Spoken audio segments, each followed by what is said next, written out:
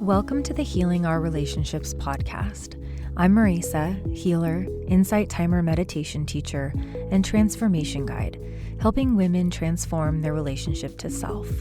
Join me each week on a journey of self-discovery as I hope to inspire you to step into awareness, compassionate curiosity, and authenticity.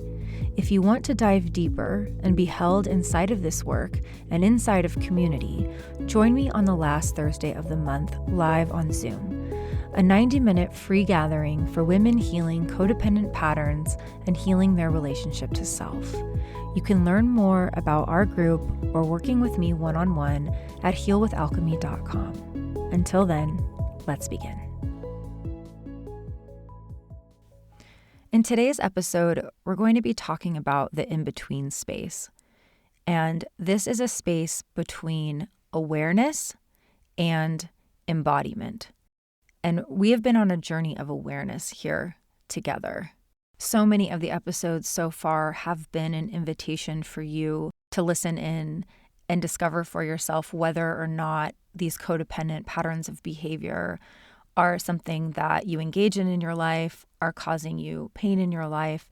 I'm also doing a lot of teaching around authenticity and how to really come into a space of the authentic self. And so in this part of the process, you might find yourself living in both worlds. You have this awareness around codependency. Maybe you've even come to a place of self-acceptance around it. And you're also hoping, wanting, desiring to live authentically, having boundaries or letting go of control or whatever patterns that you can now see the contrary action to. And I want to invite you to see this in-between space as not some scary place where you're floating in the ethers and you don't know what to do and what is what, because it can often feel like that. But it is a bridge. You are able to feel grounded in the unknown and in the in-between. And in fact, it is in the in-between and on this bridge where you are really going to begin mind, body, spirit shifting and changing these patterns. Because they don't just change with thought process alone. I think we've discovered here awareness and shifting perception can change a lot. But because codependency also lives in the body and in the nervous system, we can often get hijacked by our fear, anxiety, compulsiveness to fix, control, feel safe, and respond. So today I want to help you see this bridge as a sacred place that you're intentionally walking, where you're continuing to learn, know, and understand your patterns, and at the same time learning and progressing and feeling free of these patterns. And how can you stay compassionate with yourself while you're in this place? How can you stay grounded within yourself, trusting within yourself in this space? So let's start with the mind with this anchor. You can't think your way into new behavior, but you can practice your way into new awareness. So when we review where our codependent patterns come from or how we develop those patterns, what patterns are alive for us, in the past episodes, I really get into the different patterns of codependency. So if you haven't listened to them yet, I really want to invite you to go back and maybe even take some notes on the ones that are really alive for you inside of your relationship. So let's just give an example here for this concept of practicing into awareness. A codependent pattern can be, in codependency, your good feelings come from other people liking you. Your good feelings come from other people affirming you. Your good feelings come from when you do something perfect for someone. So a general overarching codependent pattern can be how you feel about yourself is contingent upon how the world or someone else feels about you. And a side note here, how you control that is not always anxious attachment style codependency. You might control how people see, perceive, accept you with patterns like withholding, walling off, being in denial. So all of the patterns can really fall into this overarching theme. And in recovery, your good feelings about yourself, your safety with yourself, your belief and trust in yourself begin to come from you liking you, you trusting you, you accepting you. Self-love, especially radical, unconditional self-love, is not something that can be faked. I have never been able to convince myself to love myself. For me personally, the positive affirmations were sweet and maybe more like a prayer, but they didn't actually change and repattern and help me unlearn and get closer to a place of like deeply loving and accepting myself. That happens with integration of what I've learned, practice, doesn't happen with intellectualizing it. So if you are living from a place where the outside world is your barometer for how you feel in relationship to yourself, then the tool to heal that is to begin to have the courage, because it's going to take a lot of courage. It is to begin to have the courage to, one, begin to observe yourself with compassionate awareness, and two, have the courage to shift your behavior and choose differently, even when you don't feel ready. So this is what contrary action is. We're walking the path of awareness. You will start to notice when you start to shut down, when you start to get hypervigilant, when you start to shapeshift, when you get scared and you want to hide who you are. On the bridge is choosing differently even when you don't feel ready. And now you don't have to choose differently all of the time in every single moment of the day, because this is not about perfection, but you get the choice. You have the choice now to choose differently where you can. And some people think that self-love is going to be this huge emotional wave that's going to come over you and you're going to suddenly love and accept yourself as you are. The truth is, in my opinion and experience, it actually sneaks up on you. You suddenly realize through all of these moments that might feel small or tiny or micro, that in every time you chose yourself, you are building trust and love. You are saying to yourself, you are worthy of speaking your mind or speaking your truth. You're saying to yourself, you can survive setting a boundary. You're teaching yourself, I don't have to be in control. So while the mind is totally brilliant at gathering knowledge and coming to a place of understanding, the healing isn't about the knowing anymore. The healing is giving yourself permission to believe that you can have a different thought process, a different way of life, that you can let go of these safety mechanisms that once protected you, and you can come into a place of full agency. When you begin to do the things that honor your truth, even when your fear will tell you not to, this is how those new neural pathways are born. You're showing yourself time and time again you are safe, because those fight or flight mechanisms that were activated when you were physically, emotionally unsafe, those fight or fight mechanisms, those freeze mechanisms, those disassociation mechanisms, they're not serving your current world because they're slowly destroying your spirit. And they're probably destroying your mind and your body too, because we've talked about how the body holds our codependency.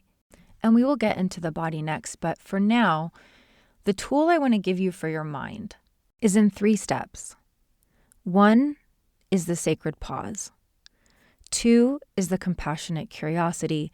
And 3 is holding yourself. So you're standing there with spiraling thoughts, stories, approval-seeking loops. You notice yourself about to try to control, or you notice your anger and your rage. When you start to notice, your fear. I want you to catch yourself in a sacred pause, and I want you to name what's happening for you. I want you to practice responding to yourself. If you're going to learn how to respond to other people in the world, the best place to practice is learning how to respond to yourself, because this entire journey is about your relationship to self. We want it to be about a problem that exists in a dynamic with someone else. We want it to be someone else's fault. We want it to be something outside of us because the inside is harder, and an outside fix is where we always start. An outside fix is what we've been trained and domesticated and taught to do.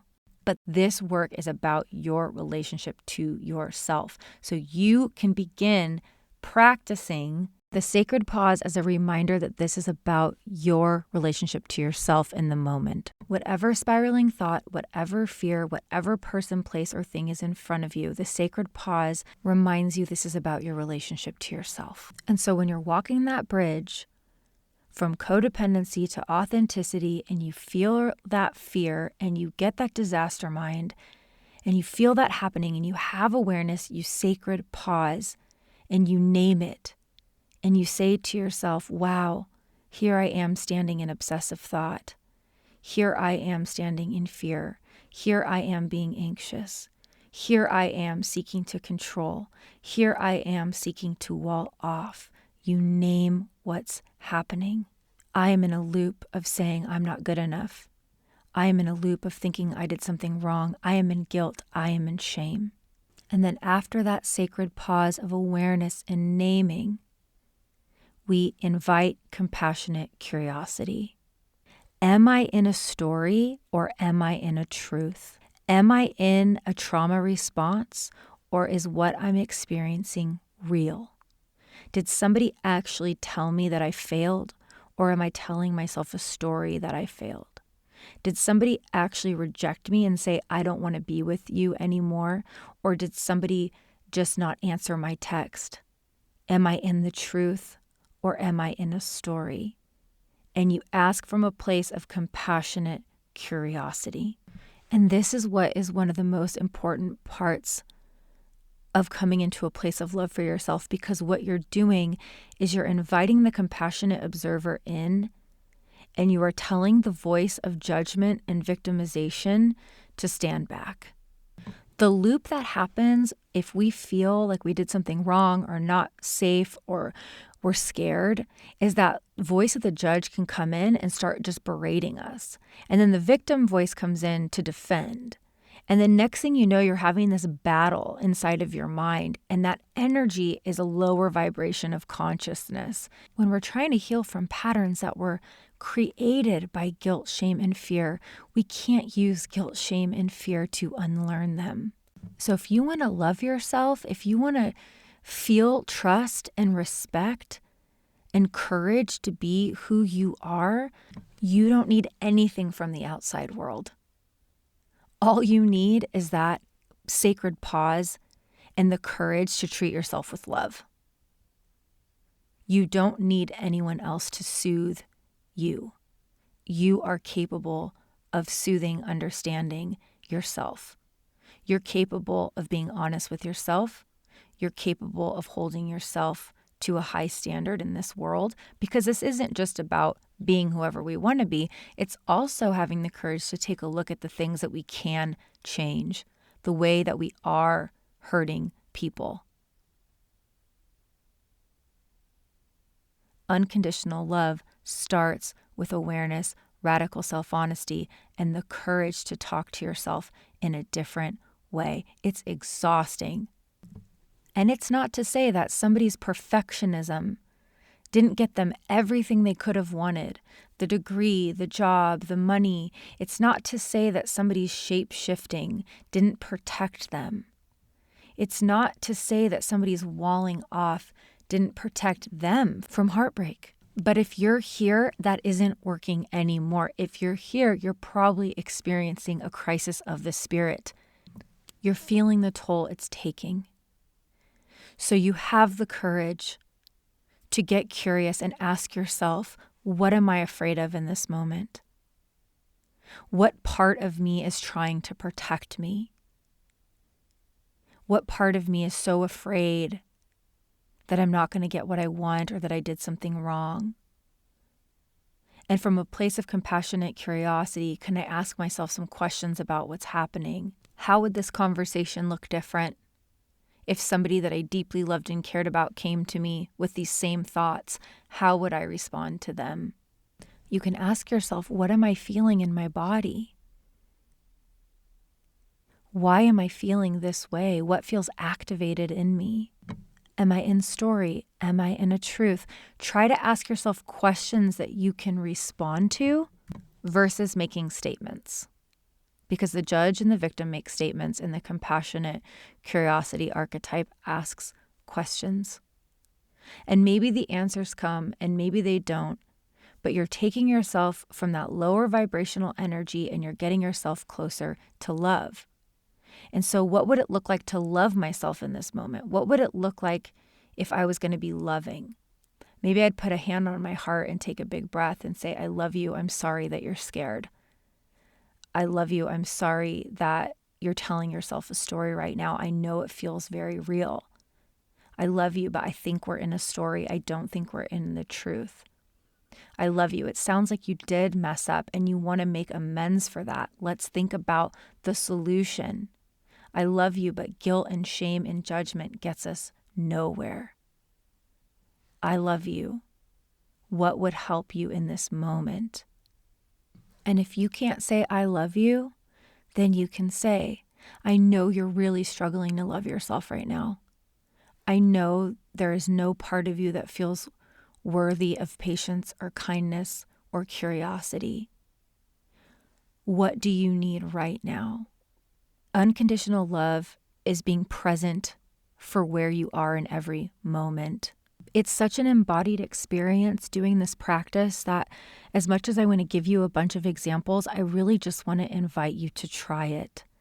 Let a conversation unfold inside of you that is different than what you have been doing now. Stop. Put your hand on your heart. Take a breath. Notice your body. Find the fear. Find the anxiety. Find the anger. Be with yourself. You might be on this bridge for a while. And if you can begin to see yourself as an ally, here's the thing, and I've said this before probably. When somebody comes to me and they say, I'm feeling all these horrible things about myself and it hurts. It hurts so much. I'm so tired of not trusting myself. I'm tired of getting in these types of relationships. I'm tired of overgiving. I'm tired of not being in relationships because I'm scared. When they tell me that they're tired and they're in pain, I think, good. That means there is a part of you that knows it deserves, longs for, believes in something more. And I like to call that part the spirit. There is a part of you that aches for love, that wants to surrender, that aches for love from yourself. That is your ally. That is your compassionate observer. The last episode with Linda Starwolf, we talked about codependency as a crisis of the spirit. And I have used spiritual tools to help give life and color and vision to my compassionate observer. I have created guided meditations to help other people connect to that part. Because we are multi-dimensional beings. You are not just the mind. You are not just your story. You are not just your physical body. You are more than that. You are a force of life and an energy. And when we do this work in the spiritual realms, we are also creating a bridge between the ego and the soul. So many of us have lived in the ego for so long. And in order to navigate and walk between the worlds, I like to call it, we also want to be connected to the spirit side of us, to love. You can be atheist, or it doesn't matter what you believe in. Love is a force of energy that creates experiences. It creates physical things. Love and connection and desire can create beautiful things in our world. And we're not living in enough love. And a part of that is because of the lack of love that we have for ourselves. So on this bridge, you're working with the compassionate observer. You're taking a sacred pause. You're inviting yourself into your body. You start paying attention to the fact that you have a body, a physical container that's holding all of your experiences all day long. And asking from compassion, how am I treating this physical body? How am I treating this container? How am I treating my soul and my spirit? Or am I just living from the neck up, trying to figure everything out from the neck up? Let me tell you right now, your heart and your soul is such a magical place to be and do this work. What we do here on the podcast is very cerebral. You're driving around, maybe you're doing your dishes, you're listening and you're taking it in, and that is wonderful and amazing. And the recovery, the healing is going to require you to come into a place of love. And in the beginning, what that looks like is presence. It's presence. It's being present with yourself. It's surrender. And for me, surrender is the spiritual aspect of this work. It is when you stop gripping for control, gripping to understand, gripping to figure it out, and you just let go. You have grace and patience, and you stop fighting yourself.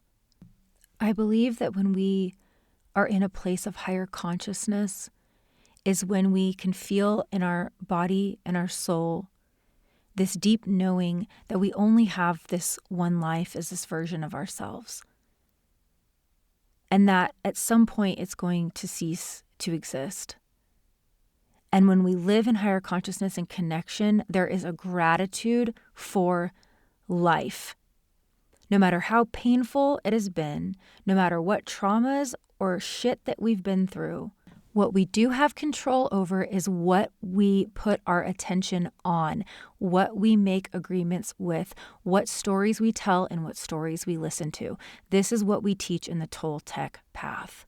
There comes a point where we can honor that we have been victims of trauma and pain and horrible and unfortunate circumstances. And at the same time, we can hold empowerment and choice.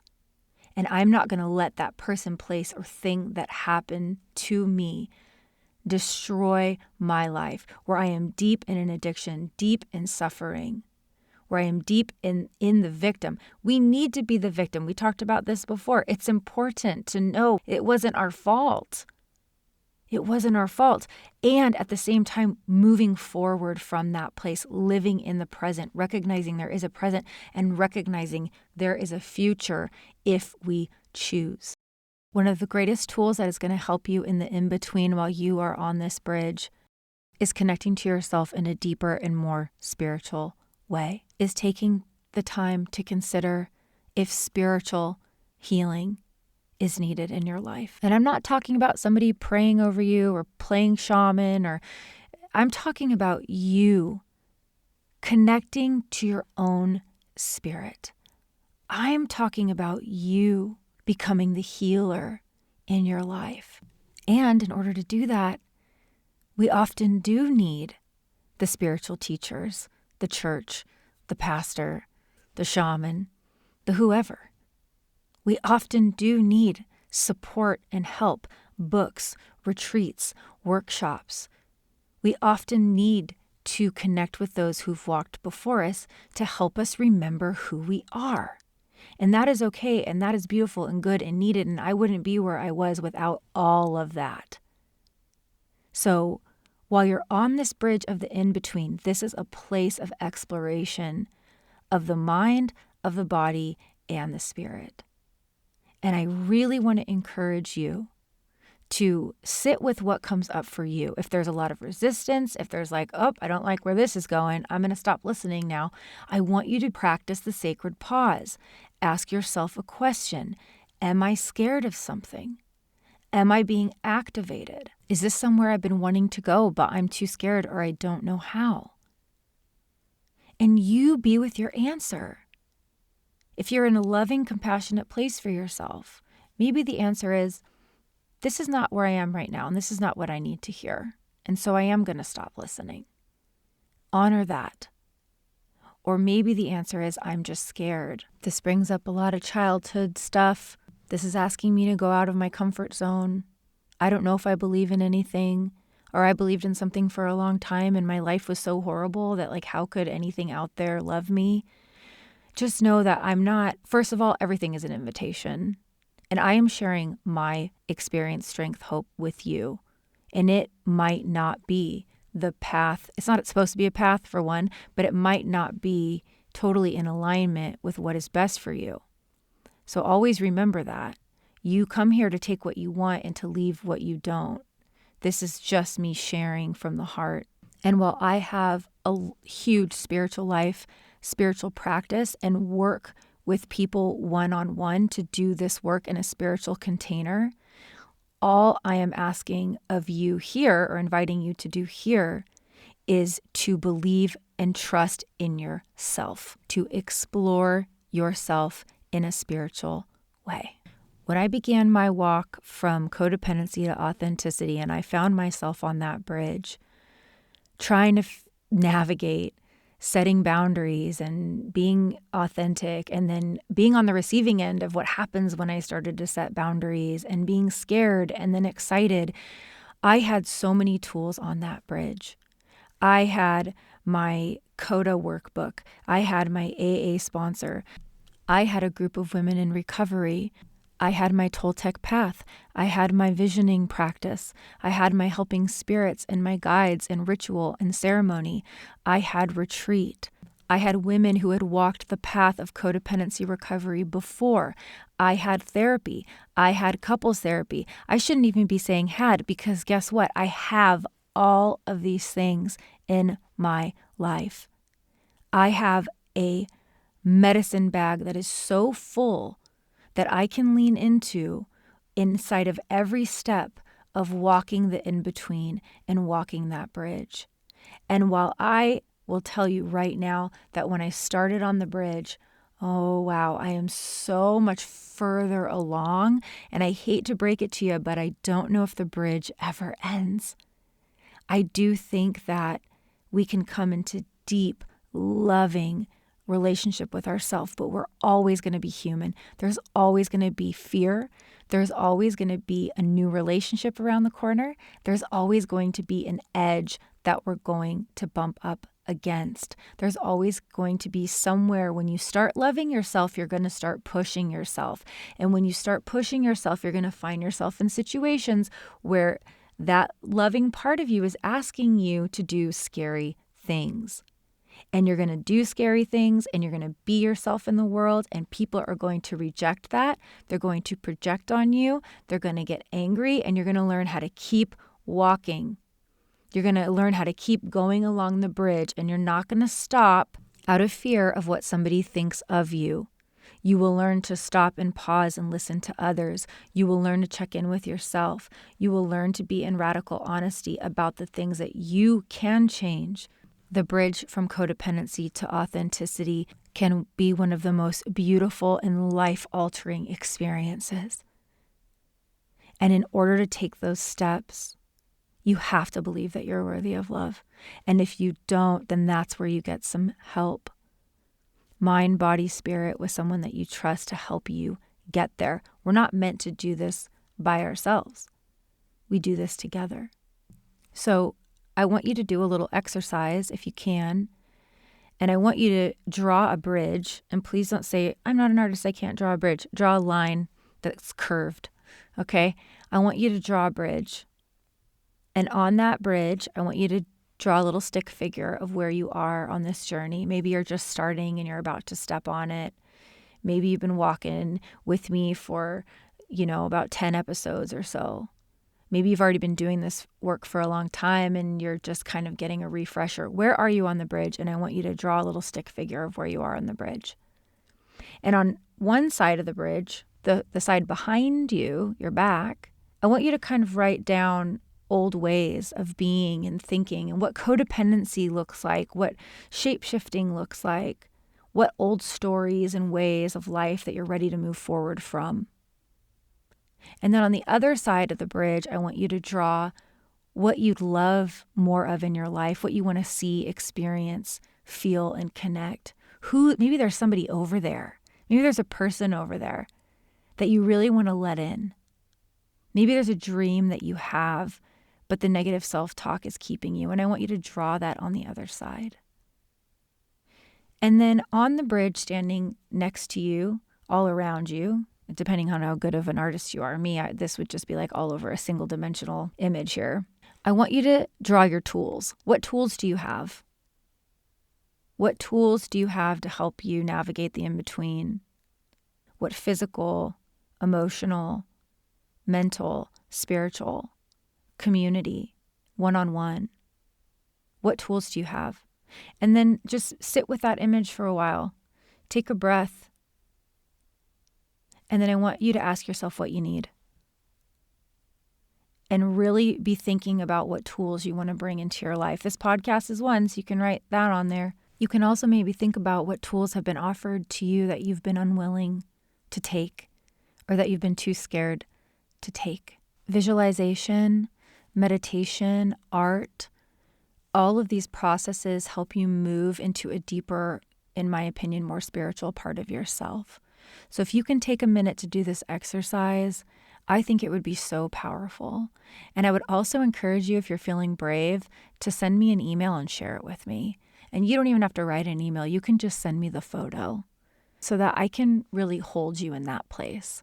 Well, I won't share it anywhere. I just want to see you and hold you there. Don't forget the sacred pause. Don't forget the compassionate observer. And don't forget that alongside the judge and the victim that are not just going to disappear is your spirit, is that part of you that aches for something more, and invite them into your life in whatever way feels authentic and good for you, whether you call it spirituality or spiritual practice or not. Allow yourself to unfold and give yourself a chance to be the artist of your own life and to create the life that you want for yourself. This woman that I am talking to you was born from pain, suffering, and addiction. Jose Ruiz, who will be our guest next week, he might have been born into a family of great spiritual healers and teachers, but he also came from the shadow, from addiction and trauma and pain and suffering. And we share that openly and honestly and authentic with you. We've seen the other side of the bridge. We've seen the light and the shadow, and we've experienced moving from a place of self-hate, judgment, and victimization to a place of unconditional love where all parts of us were welcome. And I'll end with this. If I'm going to make up a story about why I'm here or my life, then I'm going to make it a good one. And for me, that story has involved helping spirits and guides and a great commitment to this realm of healing. And that is the dream that I am creating for myself. And in the same way I created that dream, the same power I have was the same power I had when I was creating a dream of suffering and addiction. So if you're going to make up a story, make it a good one. If you want to make a piece of art, make it a good one. You deserve to make it a good one. I love you. I'm proud of you. Thank you for being here. Always remember to take what you want and leave what you don't. And I'll see you on the other side. Thank you so much for being here. Please head to healwithalchemy.com to learn more about me and my offerings.